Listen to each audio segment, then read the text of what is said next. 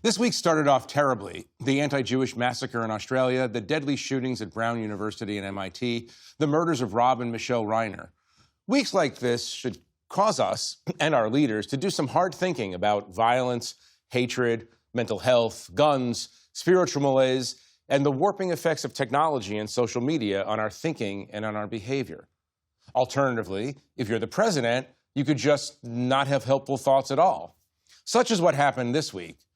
One prime example, while the nation, from left to right, mourned the loss of one of our country's most beloved filmmakers, the president decided it was a good moment to make the murders of the Reiners about his own grievances.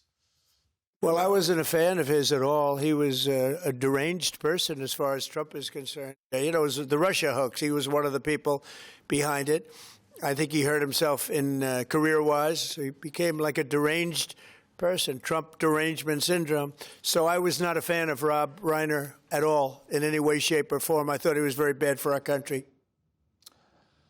I'll talk about all of this with our panel. Franklin Foer, a staff writer at The Atlantic. Zolan Cano-Youngs is a White House correspondent for The New York Times. Jonathan Karl is the chief Washington correspondent for ABC News and the author of Retribution, Donald Trump and the Campaign That Changed America. And Ashley Parker is a staff writer at The Atlantic. So let's talk first about the actual terrible events of the last week. The suspect in the Brown University and now MIT shootings has killed himself, apparently, after several days of intense anxiety during a manhunt.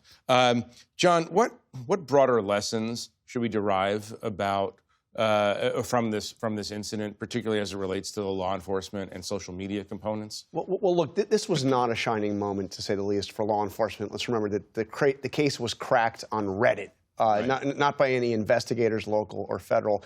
But I focus on the FBI here. Kash Patel went out and said that they had caught the shooter. Yeah. And he went out and posted it on social media, on X. They had not caught the shooter yet. That was not true. Who knows if that affected the course of the investigation? Did that cause anybody to stop the search? But this was not the first time he had done exactly that. He did this with the killer of Charlie Kirk. He went out in that case, and before Tyler Robinson was apprehended, said that they got the guy. And they didn't have the guy. So what is the director of the FBI doing? Is he using this as an opportunity, tragedies like this, serious cases like this, to boost his Twitter followers, to get more likes on social media? What's he trying to do? And look, are you asking that rhetorically? Rhetorically. But I mean, there's a serious broader point, which is what is the leadership of the FBI doing right now? I mean, we have... Well, half of it is leaving. Well, yeah, a bunch of it's leaving. The other half is working on reviewing the Epstein files. And the FBI leadership brought largely people out of the National Security Division to have the task of reviewing the FBI files for release. So what is not being looked at? What is not being dealt with? It's a lack of seriousness at the top of the FBI that may be really dangerous. Right. Frank, same type of question to you on the Sydney massacre.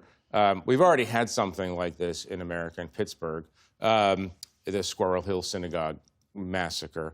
But how exposed is the American Jewish community to the sort of Islamist terrorism that we just saw on the beach outside Sydney? I mean, I think of what's happened in Australia as kind of an object lesson of how things could be much worse than they are here for the American Jewish community.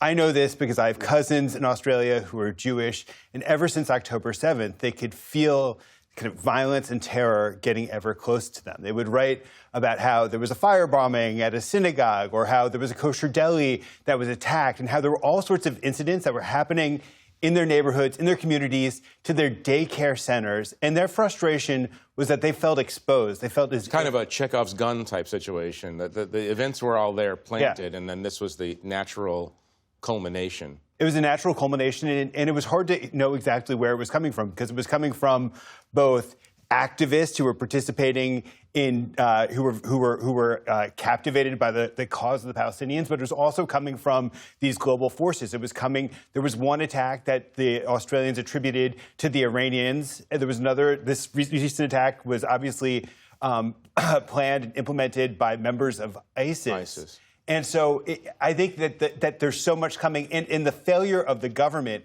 to act preemptively, I think reflects a greater pathology that we see to a much lesser extent here, which is, okay. No, it's fine. But you just reminded me, John is talking about FBI and National Security Division. There's also, in the counterterrorism area, a lot of those people in the FBI have been moved to border patrol, border enforcement type issues.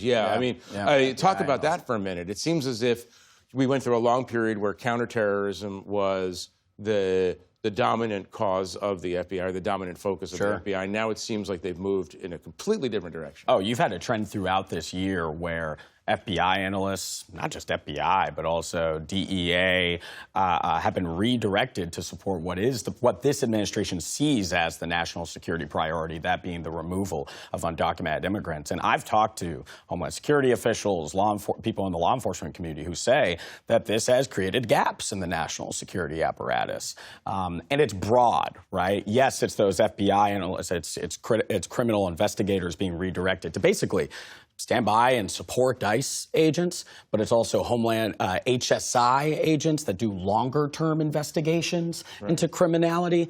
This is broad throughout the entire national security apparatus. Right. Ashley, let me ask you about the president's response to the killing of the Reiners. This is a tragedy. It's a story about a brilliant filmmaker. Everybody loves his movies. Left wing, right wing, doesn't matter what you are. Everybody loves movies. It's a horrible story, apparently, about drug addiction and family in crisis. The president's reaction was entirely about the president. We've seen this before, but have we seen it this floridly?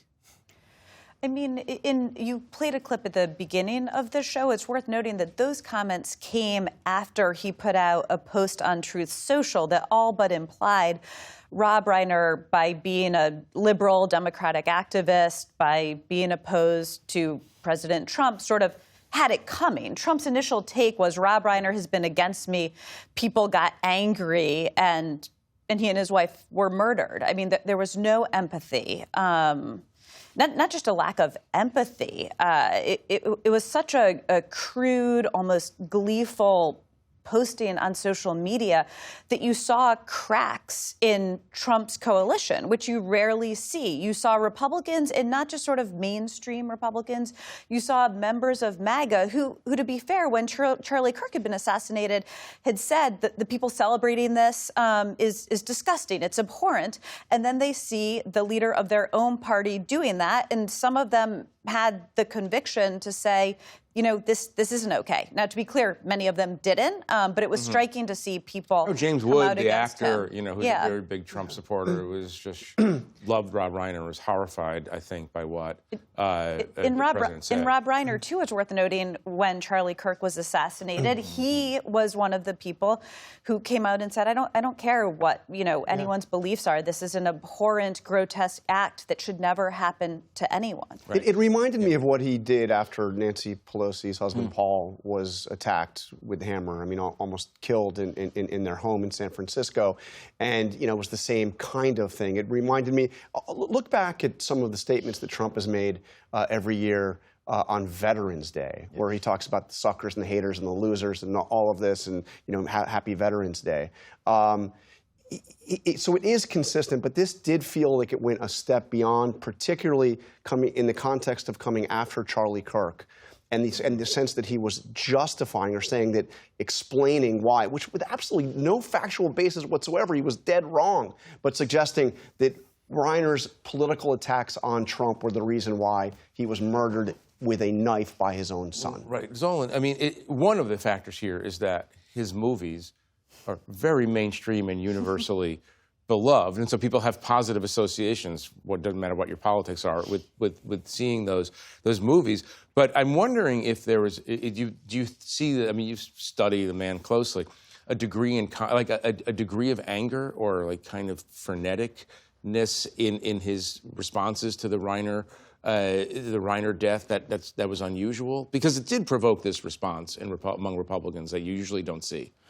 Unusual in the sense that it was just so close to the actual tragedy, right? It was just hours after, but I do think this is part of a pattern. Like in times of tragedy, whether it's natural disasters, there's usually a sense of, well, that state, what are they doing for me to get this aid, this federal support? Whether it's a tragedy of a murder as well. The personal grievance tends to trump empathy. Empathy tends to get substituted for spite when it comes to this president. Has he shown empathy? I mean, I think there have been flashes of him showing empathy, but they're very quick and short-lived. And he'll sometimes show empathy, especially in natural disasters for red states. Sure. And for his people, he's much more able to communicate empathy if he feels like it's a Trump supporter who has lost their home in a hurricane or a tornado. There was an amazing scene right on his first week in office when he went to North Carolina and showed empathy to many Trump supporters who met him at the airport there. Later on that day, he went to California. And he said, well, look, yes, these fires just happened. Well, I also want these immigration policies put forward. And he also criticized Newsom days later. So that difference of red to blue states, it's true.